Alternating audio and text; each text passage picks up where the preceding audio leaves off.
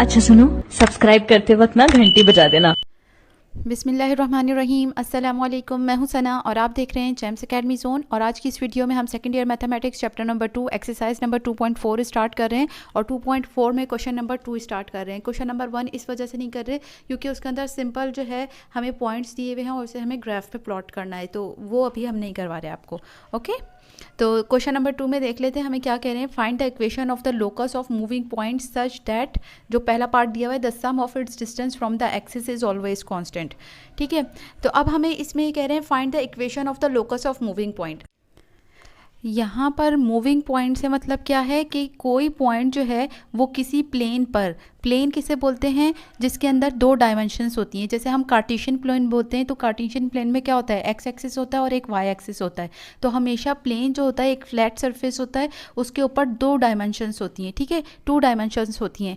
अब हम जो मैथ्स में बात करते हैं ना प्लेन की, तो उसका मतलब ये होता है कि उसकी लेंथ है और उसकी कुछ ना कुछ हाइट है। ठीक है, सिर्फ ये दो डायमेंशंस होती हैं और इसे हम फ्लैट सरफेस होती है, वो बिल्कुल फ्लैट सरफेस होती है। जैसे फर्श है अगर आपका, तो वो एक प्लेन कहलाएगा और उसके साथ जो दीवार है वो दूसरा प्लेन कहलाएगा। अगर एक पॉइंट फर्श पर है और एक पॉइंट दीवार पर है, तो ये वाला डिस्टेंस जो होता है ना, ये हम एज्यूम नहीं कर रहे यहाँ पर पॉइंट जो है वो मूव करे इस तरह से कि वो किसी एक ही प्लेन पर हो। जैसे अगर फर्श पर पॉइंट है तो वो दूसरा वो आगे मूव करता हुआ फर्श पर ही रहे, अगर वो दीवार पे चला जाता है वो दूसरे प्लेन पे चला जाता है। ठीक है, तो इस तरह का पॉइंट नहीं हम देख रहे, हम इस पॉइंट के मूविंग की बात कर रहे हैं कि एक पॉइंट है जो एक ही प्लेन पे मूव करता हुआ आगे कहीं चला गया, तो उसको हम कह रहे हैं मूविंग पॉइंट। ठीक है, लोकस किसे कहते हैं।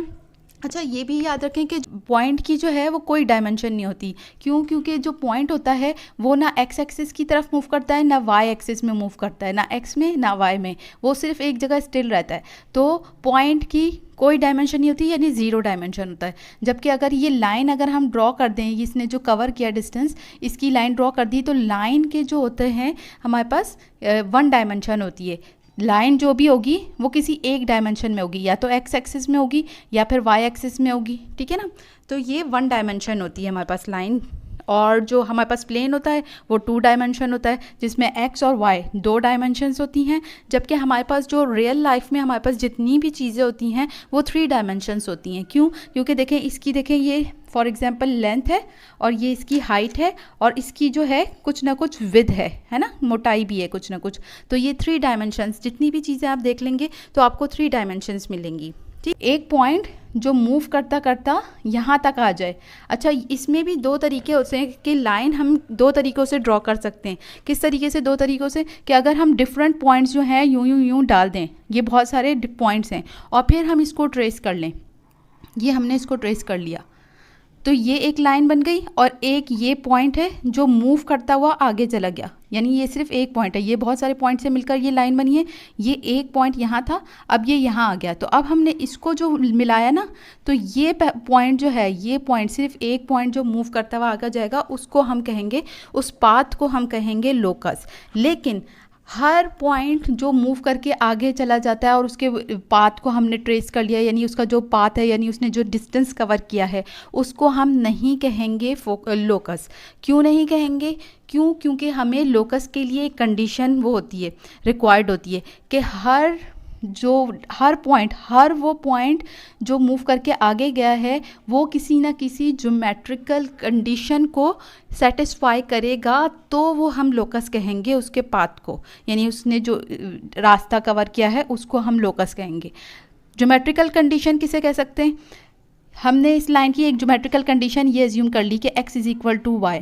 तो अब हम इसके पाथ पर, यानी जो इसने यहाँ से लेकर यहाँ तक मूव किया है, कोई सा भी पॉइंट ले लें, तो उसके जो x और y कोऑर्डिनेट्स होंगे वो इस कंडीशन को सेटिस्फाई करना ज़रूरी है। सेटिस्फाई का मतलब क्या है कि राइट हैंड साइड जो है लेफ्ट हैंड साइड के बराबर आनी चाहिए। फॉर एग्जांपल, इसका x कोऑर्डिनेट 1 है और y कोऑर्डिनेट भी 1 है, तो x यहाँ पर रखा 1, y भी रखा 1, तो ये तो सेटिस्फाई कर रही है। लेकिन अगर ऐसा हो गया कि इस पर कोई ऐसा पॉइंट है जिसका x कोऑर्डिनेट 2 है और y कोऑर्डिनेट 1 है, तो हम यहाँ पर पुट करेंगे x2 और y1, तो ये सेटिस्फाई नहीं करेगा। तो अगर जो कंडीशन, यानी कि जो पाथ जो है उसके ऊपर कोई सा भी हम पॉइंट लें और वो इस ज्योमेट्रिकल, किसी भी ज्योमेट्रिकल कंडीशन को सेटिस्फाई करती है, यानी left hand side right hand side के इक्वल आती है, तो हम इस पाथ को क्या कहेंगे, लोकस कहेंगे। उस पॉइंट ने जो डिस्टेंस कवर किया, उस पॉइंट ने जो मूव करके आगे गया, उसके पाथ को हम लोकस कहेंगे, ठीक है। अदरवाइज हम नहीं कहेंगे कि अगर यहाँ पर ये इस ज्योमेट्रिकल कंडीशन को सेटिस्फाई नहीं कर रही तो। अच्छा, ये बात तो आपको मालूम होगी कि पॉइंट की दो टाइप्स होती हैं। एक तो फिक्स्ड पॉइंट होते हैं, यानी जिसमें हमें कोई भी पॉइंट दिया हुआ है उसके कोऑर्डिनेट्स जो होते हैं वो फिक्स्ड होते हैं। एक्स कोऑर्डिनेट जैसे 5 है और वाई कोऑर्डिनेट 4 है, तो ये हम अपनी मर्ज़ी से जो है चेंज नहीं कर सकते, ये फिक्स्ड हैं, ठीक है। और दूसरे जो पॉइंट होता है वो होता है वेरिएबल पॉइंट। वेरिएबल पॉइंट या मूविंग पॉइंट भी उसे कहा जाता है। वेरिएबल पॉइंट कौन से होते हैं, जिसमें एक्स और वाई कोऑर्डिनेट्स जो हैं वो चेंज होते रहते हैं, यानी एक्स की वैल्यू कुछ भी आ सकती है, वाई की वैल्यू हम कुछ भी पुट कर सकते हैं, ठीक है ना। तो ये इस वजह से वेरी करती है, इनकी वैल्यूज़ जो होती है वेरी करती है, इस वजह से हम इसको वेरिएबल पॉइंट या मूविंग पॉइंट क्यों कहते हैं, क्योंकि जब हम x की वैल्यू फॉर एग्जांपल 1 रखते हैं और y की वैल्यू 1 रखते हैं या 2 रखते हैं, तो ये एक पॉइंट कहीं पर होगा, ठीक है। फिर अगर इसी पॉइंट में x की वैल्यू हम 2 पुट करते हैं, y की वैल्यू हम 6 पुट करते हैं, तो ये पॉइंट कहीं दूसरी जगह पे पहुंच जाएगा। फिर हम पुट करते हैं 3 रख देते हैं और 5 रख देते हैं, तो ये पॉइंट कहीं और चला जाएगा। तो ये इस तरीके से ये पॉइंट क्या कर रहा है, मूव कर रहा है, ठीक है। जैसे जैसे हम y और x की वैल्यू जो है डिफरेंट डालते जा रहे हैं, तो ये पॉइंट क्या कर रहा है, मूव कर रहा है, तो ये मूविंग पॉइंट इस वजह से कहलाता है, ठीक है ना। तो अब हमें क्या करना है, लोकस आपको समझ में आ गया कि मूविंग पॉइंट का जो पाथ होता है उसको हम क्या कहते हैं, लोकस कहते हैं, और वो उसके लिए लाजमी है कि वो किसी ना किसी ज्योमेट्रिकल कंडीशन को सेटिस्फाई करे, ठीक है। अब वो ज्योमेट्रिकल कंडीशन कुछ भी हो सकती है। यहाँ पर हमसे जो पूछ रहे हैं ना, वो इस लोकस ऑफ मूविंग पॉइंट, यानी इस पाथ का, ये जो मूविंग पॉइंट का जो ये पाथ है, ये पाथ, इसकी इक्वेशन निकालनी है हमें, यानी वो कंडीशन निकालनी है जिसको ये सेटिस्फाई करे, ठीक है। उस कंडीशन को इक्वेशन कहा जा रहा है। अब क्या कंडीशन दी हुई है, the sum of its distance, हमें इक्वेशन निकालनी है, और इसमें जो कंडीशन दी हुई है ना, वो क्या दी हुई है, the sum of its distance from the axis is always constant, ठीक है। कि ये जो पॉइंट है P, हमने ये मूविंग पॉइंट ले लिया P, इसके कोऑर्डिनेट्स को x y एज्यूम कर लिया, इसका डिस्टेंस x एक्सिस से, इसका डिस्टेंस y एक्सिस से क्या होना चाहिए, हमेशा कांस्टेंट होना चाहिए। कांस्टेंट को हम c से डिनोट करते हैं, तो हमने क्या कर लिया, लेट कर लिया P x and y be the moving point, ये एक मूविंग पॉइंट है, और P से लेकर A तक का डिस्टेंस, यहाँ से लेकर यहाँ तक का डिस्टेंस, और P से लेकर B तक का डिस्टेंस फ्रॉम x एक्सिस, ये PA डिस्टेंस जो है x एक्सिस से है, और P से लेकर B तक का डिस्टेंस क्या है, y एक्सिस से, इसका डिस्टेंस इसने कितना कवर किया है, ठीक है, वो है। अब क्या कह रहे हैं, distance of P from x axis, distance of P क्या है, x एक्सिस से क्या है, PA के बराबर है, जिसे हम स्मॉल y से डिनोट कर रहे हैं क्योंकि y एक्सिस पर है, और distance of P from y axis से डिस्टेंस जितना कवर किया उसको हम स्मॉल x से डिनोट कर रहे हैं, ठीक है। ठीक है, तो हमने ये दोनों डिस्टेंसेस निकाल लिए। हमें इक्वेशन में क्या दी हुई है, हमें जो सिचुएशन दी हुई है वो ये दी हुई है कि PA plus PB sum of its distance from axis, x axis से इसका डिस्टेंस किसके बराबर है, y के बराबर है, यानी PA प्लस PB, सम कर लें इन दोनों का, PB is equal to constant के बराबर है, तो PA बराबर है y के और PB बराबर है स्मॉल x के, बराबर है कॉन्स्टेंट, यानी C से डिनोट करते हैं। Is the equation of locus of moving point, ये हमारे पास इक्वेशन आ गई इस लोकस ऑफ मूविंग पॉइंट की, ठीक है, मूविंग पॉइंट के लोकस की इक्वेशन आ गई। इसी तरीके से हमें जो दूसरा पॉइंट दिया हुआ है या दूसरा क्वेश्चन जो दिया हुआ है उसमें क्या कह रहे हैं, क्या कंडीशन दी हुई है, the sum of the square of its distance the two fixed points, हमें 2 फिक्स्ड पॉइंट्स दिए हुए हैं इस कांस्टेंट, ठीक है, 2 फिक्स्ड पॉइंट्स दिए हुए हैं, तो ये फिक्स्ड पॉइंट्स हमने यहाँ पर ड्रॉ कर लिए, ये A है और ये B है, ठीक है, और हमारे पास मूविंग पॉइंट क्या है, ये P है, ठीक है, इसको हमने P का नाम दे दिया। अब हम यहाँ पर भी लेट कर लेंगे x और y, P के जो है x और y कोऑर्डिनेट्स ले लेंगे, बी आ मूविंग पॉइंट, और ये A है और ये B है जो हमें गिवन है, 2 फिक्स पॉइंट्स गिवन है। फिक्स पॉइंट मैंने आपको बताया जिसे हम मूव नहीं कर सकते, ठीक है, जिसको हम चेंज नहीं कर सकते।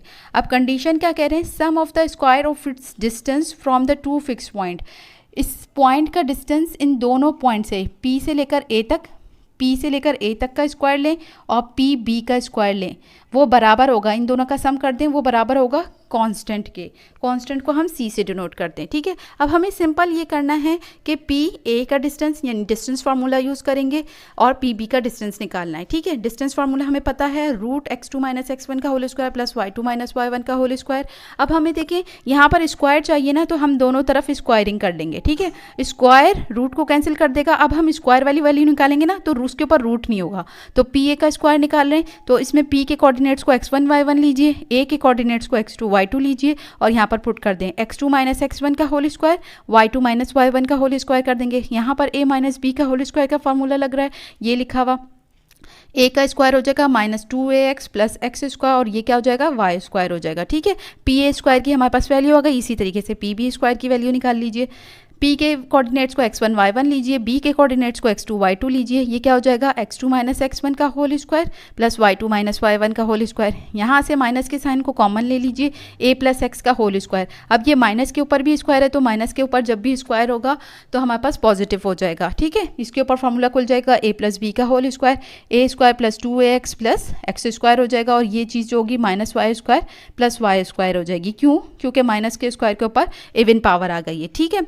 अब इन दोनों को उठाकर हम क्या कर देंगे, इन दोनों वैल्यूज़ को उठाकर यहाँ पर रख देंगे, ठीक है। इसकी जगह पे प्लस कर दिया, इक्वल टू कांस्टेंट ले लिया। अब माइनस 2x प्लस 2x से कैंसिल हो जाएगा, a square plus a square 2a square हो जाएगा, X square plus X square 2x square, Y square plus Y square करेंगे 2y स्क्वायर।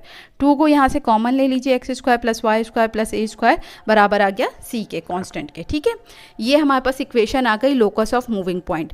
अब ये हमारे पास जो कंडीशन आ गई ना, अब ये जो हमारे पास ये मूविंग पॉइंट है इसमें x और y कोऑर्डिनेट्स अगर मालूम होंगे हमें तो वो हम इसके अंदर पुट करेंगे ना तो ये इस इक्वेशन को सेटिस्फाई करेगी। जब हम इस इक्वेशन में वो वैल्यूज़ पुट करेंगे तो left hand side right hand side के इक्वल आएगी, ठीक है। तो इस तरीके से सेटिस्फाई किया जाता है।